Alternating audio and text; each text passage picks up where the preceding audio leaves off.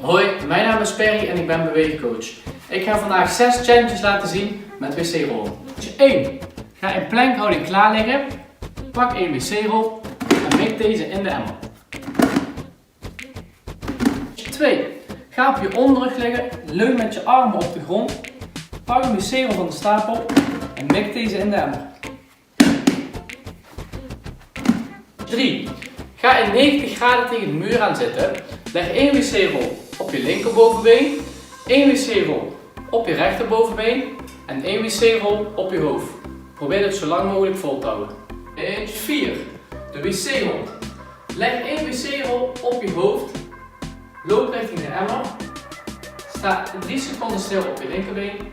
1, 2, 3. 3 seconden op je rechterbeen. 1, 2, 3. Draai een rondje. Tik de grond aan.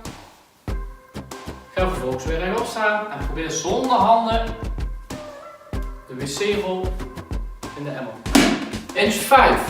Voor de kleine Ronaldo's en Messi's onder ons. We gaan proberen hoog te houden met de wc-rol. Probeer het 5 keer. Als het meerdere keren lukt, mag dat ook.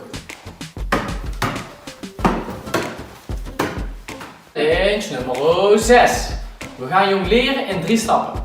Stap 1. Gooi de wc-rol van de ene hand naar de andere hand en vang hem weer op.